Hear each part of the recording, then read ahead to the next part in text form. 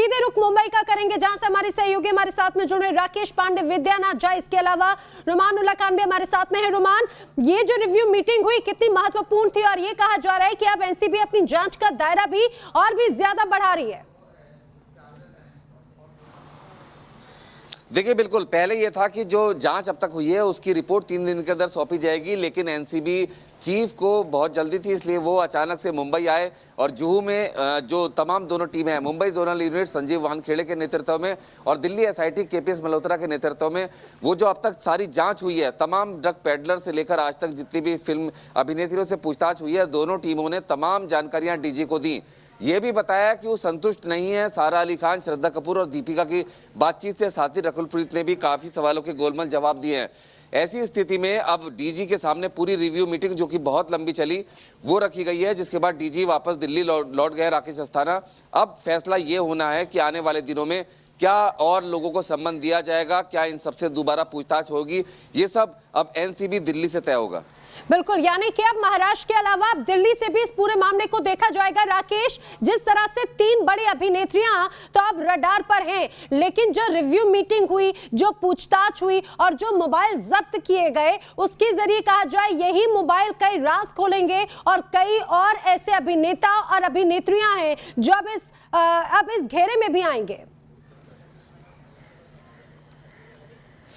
बिल्कुल, मोबाइल ही राज खोलेंगे नैना। और आप देखिए, मोबाइल जब्त इसीलिए किए गए क्योंकि आप अधिकारियों को ये पता था कि बहुत ज़्यादा जवाब से कुछ निकल पाएगा, इसकी उम्मीद करना बेमानी है। मोबाइल का डेटा क्लोन कर लिया गया है और डेटा क्लोन करने के बाद जो करमजीत उर्फ के, जो मैंने पहले जिक्र किया, उस शख्स ने जिन 50 बड़े नामों का खुलासा किया था, उन 50 बड़े नामों का मिलान किया जाएगा। इसके अलावा क्या कुछ और चैट हुई, चैट का एक हिस्सा पब्लिक आया था, जो हमारे पास आया था, हमें एक्सेस हुआ था, वो हमने न्यूज़ के जरिए दर्शकों को दिखाया।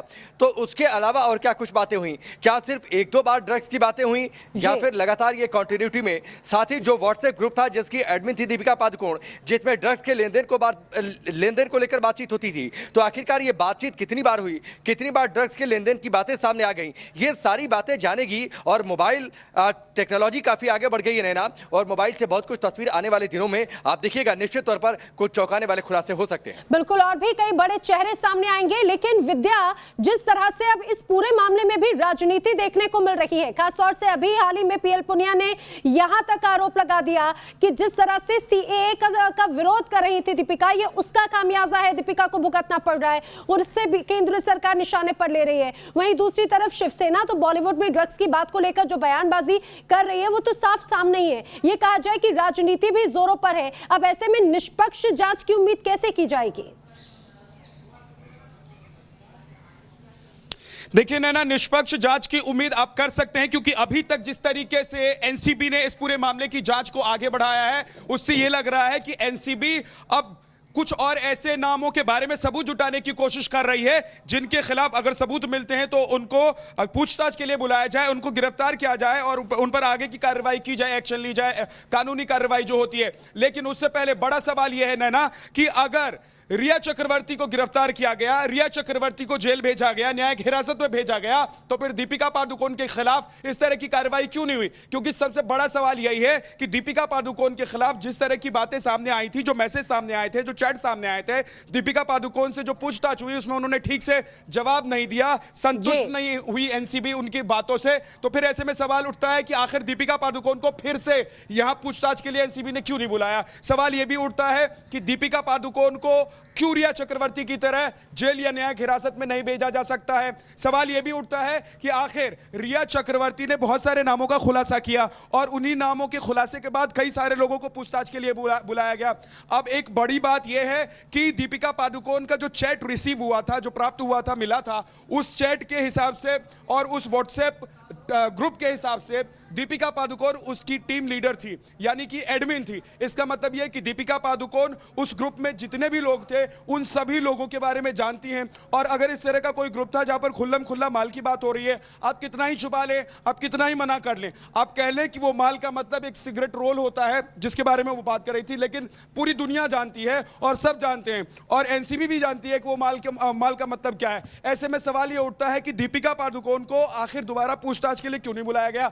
ऐसे में में सवाल यह उठता है कि दीपिका पादुकोण के खिलाफ कानूनी कार्रवाई क्यों नहीं हुई, इसके पीछे क्या राजनीति है, यह समझना पड़ेगा। दरअसल जिस राजनीति का आप जिक्र कर रही हैं कि जो राजनीति हो रही थी, वो राजनीति अब क्या दीपिका पादुकोण को बचाने में लग गई है? क्या महाराष्ट्र की सरकार, शिवसेना के नेता या फिर तमाम वो लोग जो दूसरे ग्रुप में कहे जाते हैं, वो सभी लोग मिलकर दीपिका पादुकोण को बचा रहे हैं? लेकिन सवाल यह है कि एनसीबी जो सीधे सीधे पूरे मामले पर नजर रख रही है, हर किसी से पूछताछ करने की कोशिश कर रही है, सबूत जुटाने की कोशिश कर रही है, फोन जब्त कर लिए गए, तो क्या एनसीबी भी दबाव में आकर इन लोगों के खिलाफ जो एक्शन होना चाहिए वो एक्शन नहीं लेगी? ये बड़ा सवाल है। सवाल यह है कि दीपिका पादुकोण को लेकर अभी तक जितनी बातें साफ आई हैं, उससे कम से कम ये तो साफ पता चल रहा है कि दीपिका पादुकोण कहीं ना कहीं उस ड्रग्स रैकेट से जुड़ी हुई थी, भले ही वो छुपाने की कोशिश करे। और मैं पहले दिन से कह रहा हूं कि कौन चोर कहता है कि वो चोरी करता है, कौन डकैत कहता है कि वो डकैती करता है, कौन मर्डर कहता है कि उसने मर्डर किया है। फिर ऐसे में सबसे बड़ी बात यह है कि जो जांच एजेंसियां होती हैं, जिस तरीके से एनसीबी जांच कर रही है, उसको सबूत जुटाने होंगे, जो मोबाइल जब्त किए गए हैं उससे पता लगाना होगा।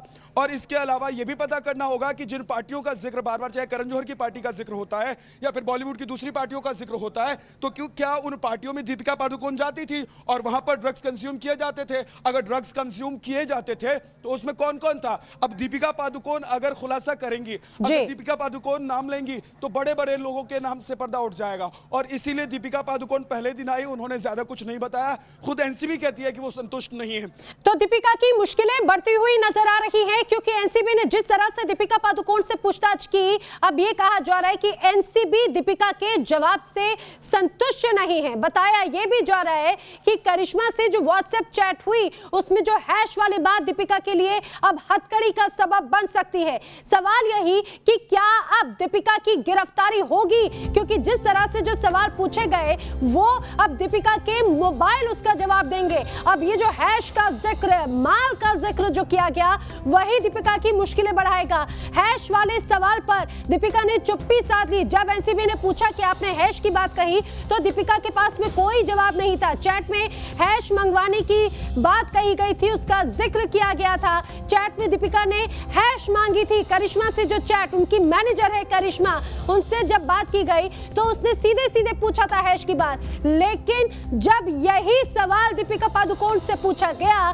तो दीपिका पादुकोण ने इस बात को मानने से इनकार कर दिया। इतना ही नहीं, अगर दीपिका ये बात मान लेती तो शायद उनकी मुश्किलें थोड़ी कम हो सकती थी।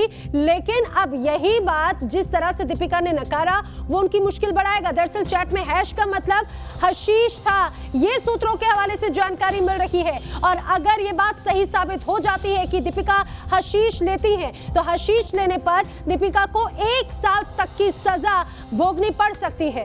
हमारे सहयोगी हमारे साथ में लगातार बने हुए हैं, राकेश भी हमारे साथ में लगातार बने हुए हैं। राकेश, सवाल ये जो बार बार विद्या भी इस बात का जिक्र कर रहे थे कि जिन बातों की जो बातें सामने आई थी, रिया का केस और दीपिका का केस आखिर अलग कैसे? तो क्या दीपिका की भी गिरफ्तारी जल्द ही हो सकती है? क्या दीपिका को भी दोबारा पूछताछ के लिए जल्दी बुलाया जा सकता है?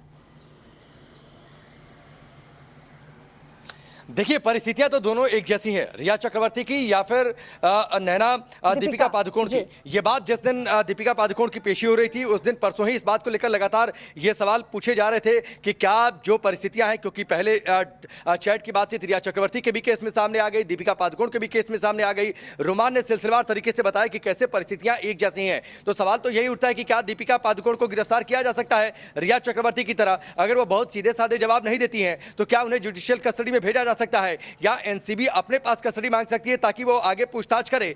लेकिन सवाल यह उठता है कि जो अब जानकारी आ रही है कि जो दूसरे स्टेप पर एनसीबी है कि पहले एविडेंस कलेक्शन, तो मुझे लगता है कि मोबाइल डेटा जो क्लोन किया गया है उसकी तफ्तीश करेगी एनसीबी की टीम। एनसीबी की टीम इस बात में पूरी तरीके से सक्षम है कि उससे और क्या कुछ सच्चाई निकलकर सामने आ सकती है। दीपिका पादुकोण के लिए निश्चित तौर पर आप देखिए, ये स्थिति इस तरीके की पहली बार सामने आई। बैडमिंटन की वो नेशनल प्लेयर रह चुकी है, लेकिन ये बैडमिंटन कोर्ट का मसला नहीं है। फिल्मी दुनिया में नंबर 1 हीरोइन बन चुकी है, लेकिन लेकिन ये फिल्म का कोई लोकेशन नहीं था या फिर फिल्म की शूटिंग नहीं हो रही थी। यहाँ पर सब कुछ उनके लिए अनप्रेडिक्टेड था, कुछ भी उनके लिए प्लानिंग का हिस्सा नहीं था, इसलिए निश्चित तौर पर मुश्किल उनके लिए है। और जो मैंने पहले जिक्र किया कि आगे कुआं पीछे खाई या फिर अगल बगल खाई, हाँ कहती हैं तो फंसेंगी, ना कहती हैं तो फंसेंगी, कहती हैं मैंने कंजम्पशन किया तो शायद उनके लिए थोड़ी राहत भरी बातचीत हो, धाराएं कमजोर हो, लेकिन अगर कहती हैं कि नहीं तो ये जांच और आगे बढ़ेगी और उनके लिए मुश्किलें भी उतनी ही तेजी से बढ़ती चली जाएंगी। नैना जी जी बिल्कुल राकेश, और यही दीपिका के साथ में हो भी रहा है, क्योंकि लगातार एनसीबी की तरफ से यही कहा जा रहा है कि दीपिका अपनी बात को मान भी नहीं रही और वो उस तरह से सहयोग भी नहीं करें। आप सभी बने रहिए हमारे साथ, रुक रहे हैं कुछ ही पलों के लिए।